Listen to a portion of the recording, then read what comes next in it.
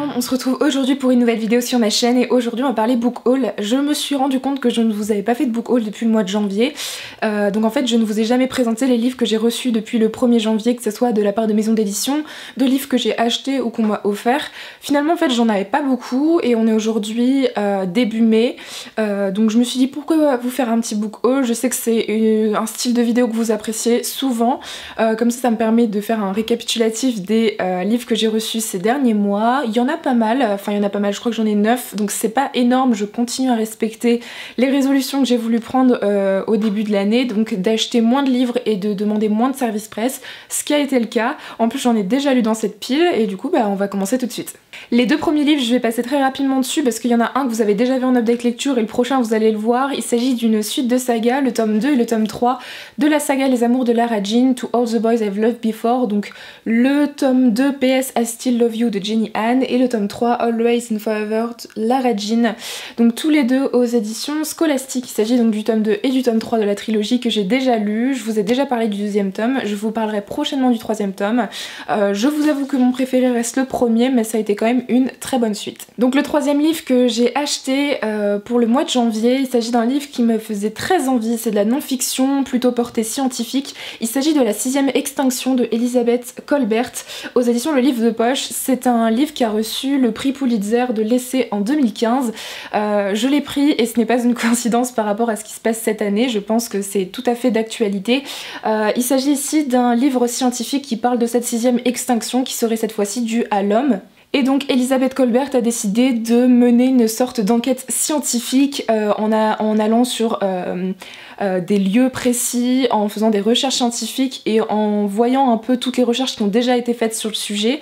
Je ne l'ai pas encore lu, ça m'a l'air très intéressant mais aussi très dense comme livre, mais pourquoi pas, il me fait très envie et je pense que par rapport à la situation actuelle, il est tout à fait d'actualité, je retrouverai des points très intéressants. On va passer au livre que j'ai reçu, qu'on m'a offert au mois de février.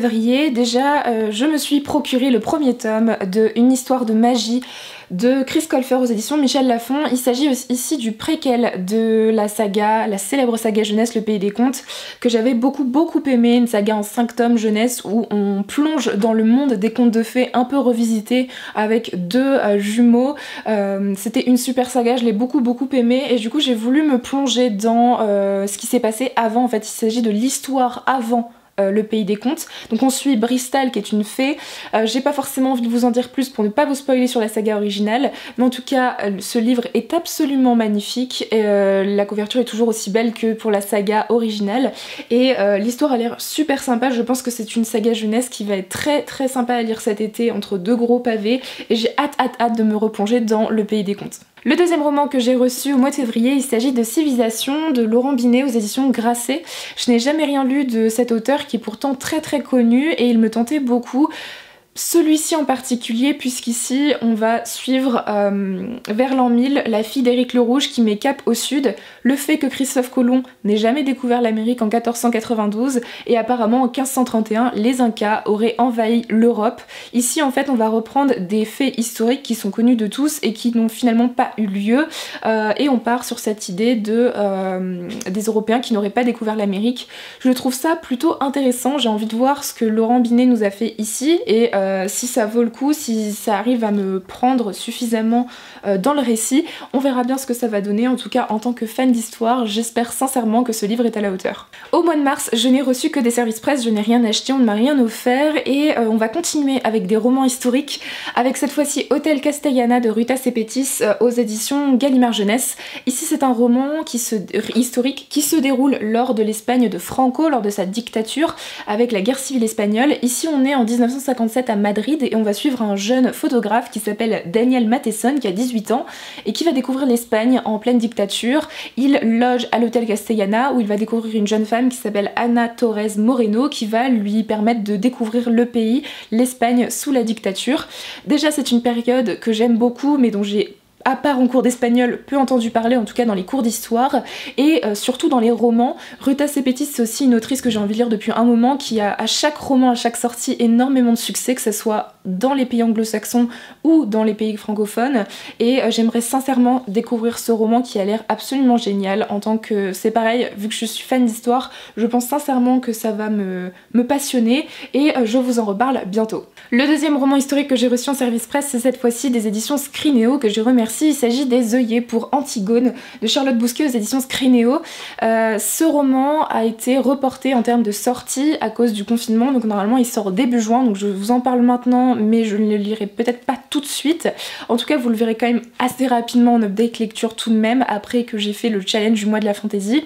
Ici, on est aussi au XXe siècle, c'est un roman historique qui va porter sur la dictature de Salazar au Portugal, à peu près dans les mêmes périodes que l'Espagne de Franco, c'est toujours au XXe siècle. Ici, on est en 1991 en France, on va suivre le personnage de Lucia qui va retrouver le vieux médaillon et le journal intime de sa sœur qui a disparu il y a 5 ans, et elle commence à se demander si la disparition de sa sœur ne serait pas liée à la disparition, à la mort de sa tante 20 ans auparavant au Portugal, si je ne me trompe pas. Elle va donc se lancer dans une sorte de fresque d'enquête familiale dans une période historique dont on parle très peu.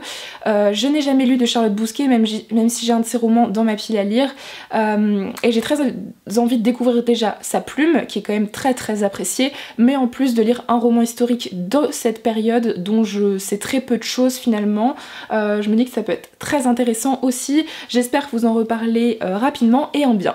Le troisième roman que j'ai reçu cette fois-ci, il s'agit d'un e-book puisque c'était déjà le début du confinement, donc je n'ai pas pu me le procurer en papier, mais un ami m'a mis en contact avec l'autrice Vanessa Araven, si je ne me trompe pas, qui a sorti son roman chez Pygmalion vers le mois de février ou le mois de mars, qui s'appelle Seul un homme.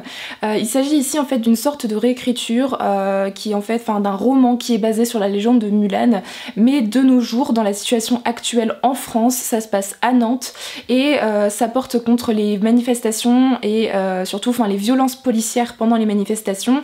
Une jeune fille qui est issue d'une famille militaire va décider en colère de se mettre un masque et de finalement se faire la figure de défenseur lors de ces manifestations. On va suivre une autre femme qui va décider de soutenir cette personne en pensant qu'il s'agit d'un homme sur les réseaux sociaux, donc toute une légende va être créée un peu autour de ce personnage.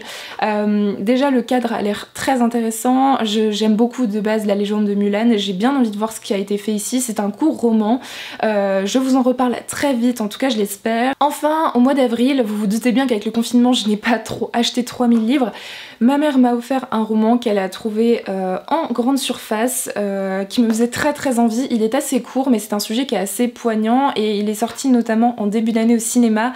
Il s'agit de Petit Pays de Gaël Faye aux éditions Le Livre de Poche. C'est un roman qui a reçu le prix Goncourt des lycéens, qui a fait énormément parler de lui, qui a notamment eu son adaptation en film au cinéma cette année. Ici on va suivre Gabriel qui est un jeune garçon qui a une dizaine d'années si je me trompe pas, au moment où son pays, le Burundi, rentre dans une guerre civile qui va être suivie par le génocide rwandais, qui sont des événements qui sont extrêmement tragiques et qui sont aussi très connus. Ils sont très connus mais mine de rien j'en sais très peu, ça ne s'est pas forcément passé à mon époque au moment où j'étais capable de comprendre tout ça, et je me dis que pourquoi pas voir ça à travers les yeux d'un enfant, ça peut être encore plus touchant mais aussi m'apprendre beaucoup de choses sur la situation à ce moment-là, ce qui se passait dans ce pays. J'avoue ne pas vouloir en savoir plus parce que déjà ce roman est assez court, hein, il fait voilà, à peine 200 pages, et puis c'est un sujet qui m'a l'air si touchant, je pense que je vais m'y plonger avec plaisir et curiosité, et j'espère sincèrement en ressortir chamboulée et avec beaucoup plus de connaissances sur la situation. Voilà tout le monde, j'ai fait le tour des romans que j'ai reçus, achetés ou qu'on m'a offert du mois de janvier au mois d'avril. J'en ai pas tant que ça, surtout que j'en ai déjà lu 2 et que j'ai 3 services presse que je vais lire assez rapidement. En tout cas, j'espère que ce book haul vous aura plu. C'était une vidéo simple, mais pour l'instant j'avais envie de faire des vidéos simples que vous appréciez aussi et que moi j'aime tourner. Donc n'hésitez pas à me dire en commentaire si vous avez lu un de ces livres ou si vous tente. Et du coup moi je vous souhaite de très bonnes lectures et je vous dis à très bientôt dans une prochaine vidéo. Bye!